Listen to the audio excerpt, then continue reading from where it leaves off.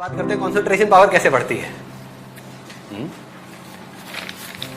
कहते हैं जब पढ़ाई करते हैं तो अगर पीछे आप कोई म्यूजिक ऑन कर लो तो पढ़ाई में ध्यान लग जाता है। ऐसे ही करते हो, लोग करते यही हैं लेकिन अनजाने में करते हैं। मैं आपको उसके पीछे लॉजिक बता रहा हूं कि रीजन क्या है और कैसे काम होता है। इंस्ट्रूमेंटल म्यूजिक अगर आप प्ले करोगे और उस इंस्ट्रूमेंटल म्यूजिक में भी बीट्स बहुत ज्यादा नहीं है, धांधू नहीं है, बेस ज्यादा नहीं है, तो आपका ध्यान पढ़ाई पे लग जाएगा। सॉफ्ट म्यूजिक, इसके पीछे लॉजिक क्या है कि वो ध्यान आपका जो 50 जगह पे चल रहा था वो वहां से हट करके एक जगह पे आ गया।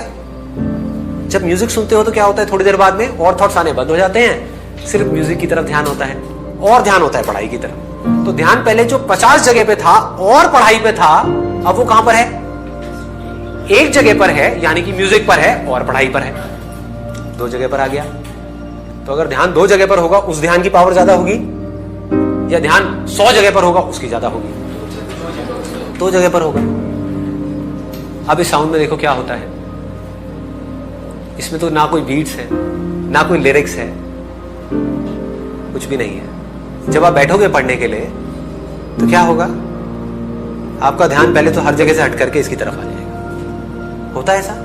कभी भी नोट करना, आराम से रिलैक्स होकर के बैठो। पढ़ने से पहले इस साउंड की तरफ अपने ध्यान को ले जाओ तो आपका क्या होगा, माइंड थॉट से हट गया, फीलिंग से हट गया, हर जगह से हट गया, साउंड पे आ गया, अब पढ़ने लग जाओ। तो ये साउंड आपका ध्यान पढ़ाई में लगा देगी। वन पॉइंटेडनेस, ध्यान। व्हाट डज ध्यान मीन? Concentration, attention. जब वन पॉइंटेड हो जाए।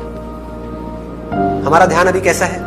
भटकी हुई है ना। बिना इस साउंड के हमारा ध्यान कैसा है? समझने की कोशिश करो। क्या होता है, कभी बाहर से कोई साउंड आ गई, कभी कुछ दिख गया, कभी कुछ याद आ गया, कभी ये याद आ गया कि अब ये करना है, ये हुआ था। 1000 जगह पर है। समझ रहे हो तो ध्यान कैसे भटक रहा है। अगर आपके हाथ में एक मैग्नीफाइंग ग्लास है और आप वहां से आग लगाना चाहते हो सूरज से, तो अभी आपका ध्यान कैसा है? ऐसे ऐसे ऐसे भटक रहा है। फोकस कैसे करोगे? कभी यहां चला गया, कभी वहां चला गया। जहां आपका मैग्नीफाइंग ग्लास जाता है, यानी कि आपका ध्यान जाता है, वही चीज आपको दिखने लग जाती है। तो एक जगह पर टिक नहीं रहा ना। इससे क्या हुआ? एक जगह पर आ गया। इस इनर साउंड से क्या होता है, ध्यान एक जगह पर टिक जाता है। And it is a very very high state. Reason being, अगर आपको इंस्ट्रूमेंटल म्यूजिक सुन रहे हो तो वहां फिर भी कोई फीलिंग है, कोई इमोशन है। आप समझ रहे हो? कुछ ना कुछ है जो आपको डिस्ट्रैक्ट कर सकता है। ये बिल्कुल ही खाली है, जिसको बुद्धिज्म में एम्प्टीनेस बोलते हैं, शून्यता, जीरो। बिना जीरो के मैथमेटिक्स क्या है? जीरो ही है। तो जब तक हमारी लाइफ में ये नहीं है तब तक सब भटका हुआ है। ये आते ही सब कुछ सिमट गया, एक जगह पर आ गया। कंसंट्रेशन पावर साइंटिफिकली कैसे बढ़ेगी इससे? क्योंकि ये एक ऐसी साउंड है जिससे रिलेटेड आप चाहो भी तो आप कुछ सोच नहीं सकते। एक इंस्ट्रूमेंटल सॉन्ग है, यहां आकर के माइंड मर जाता है। फिर जैसे ही माइंड को एक गोल मिलता है तो माइंड अपनी पूरी एनर्जी उस गोल की तरफ लगा देता है।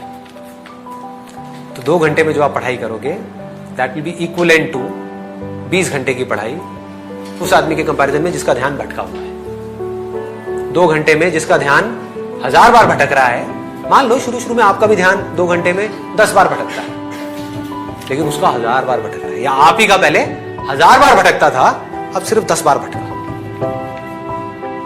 जैसे ही भटका, पढ़ाई से ध्यान को हटाया, ध्यान को ले गए साउंड की तरफ, पढ़ाई को छोड़ दिया 5 मिनट के लिए, फिर से एनर्जाइज हो गए। ये आपको एनर्जाइज कर देती है। कभी नोट किया है?